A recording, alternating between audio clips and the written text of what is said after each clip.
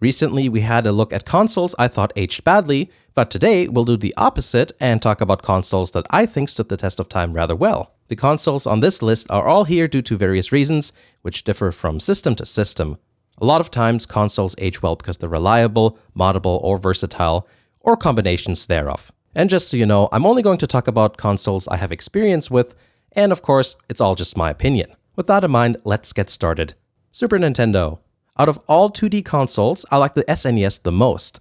The graphics look good, and the sound is really unique.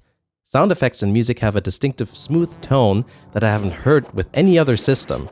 It's really recognizable.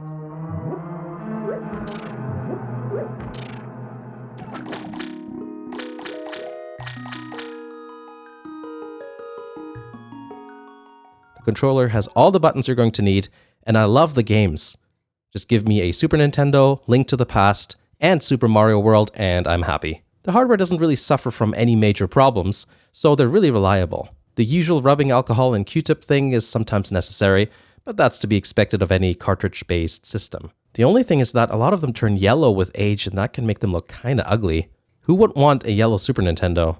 The safe batteries need changing after a number of years, but can be replaced rather easily with a bit of soldering. Or better yet, put in some battery holders so you only have to solder once. I did a tutorial on how to do that years ago, and it's not the best video ever. I kind of want to redo it one day. So the SNES is perhaps one of the best examples of systems that are old, but have minimal hardware troubles, and they play games that people still want to play today. If people didn't, Nintendo wouldn't have released the SNES Classic. Sony PlayStation 2. The PS2 is the best-selling console of all time, and I think it also stood the test of time rather well. At the time of its release, the PS2 was a very good upgrade to the PS1. The graphics didn't look all jaggy and glitchy anymore.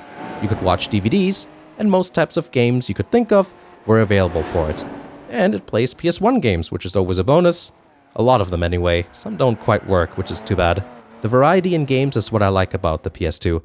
Anything from shooters to RPGs, racing games, and quirky hidden gems. It's because of the PS2 that I found games like the Skya and all of those sort of things. Lasers can occasionally go bad over time, but that problem can be circumvented by modding the system to launch games off a USB drive. There's a fat and a slim model, though both have various revisions themselves, actually. PS2s are relatively cheap and easy to find, and the fact that it can be modded means that there's plenty you can do with a PS2. Nintendo Wii. It's super easy to mod the Wii. That's one of the biggest reasons it's on this list. Wiis are really cheap, so it's easy to pick one up. My Wiis are modded so I can launch Wii and GameCube games of a USB drive. It's just such a good system. I get access to the game libraries of 2 consoles, and homebrew software means that it's possible to dabble with all kinds of things, including emulation. It's just the most versatile thing ever.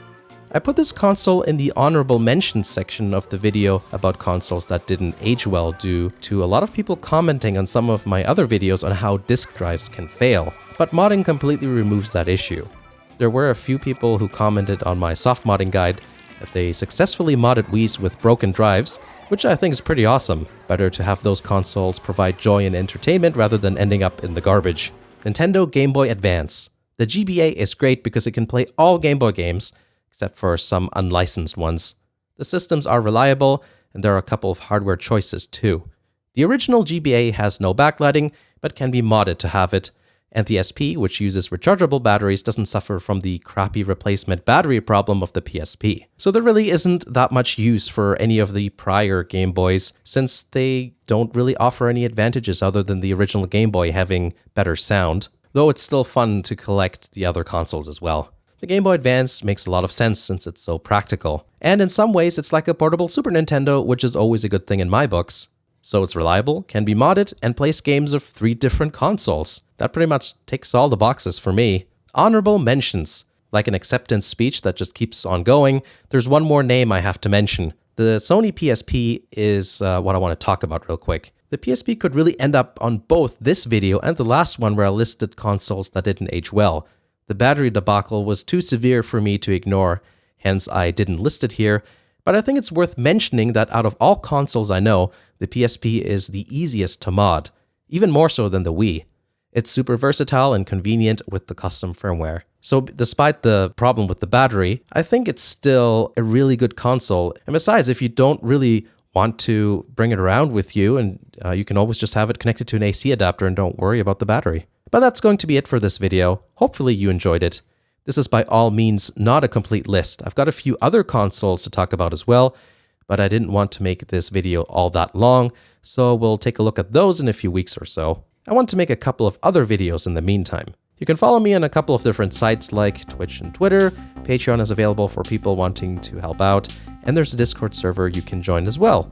Link will be in the description, just like it says on the end card here. Thanks for watching, and I'll see you again in the next video.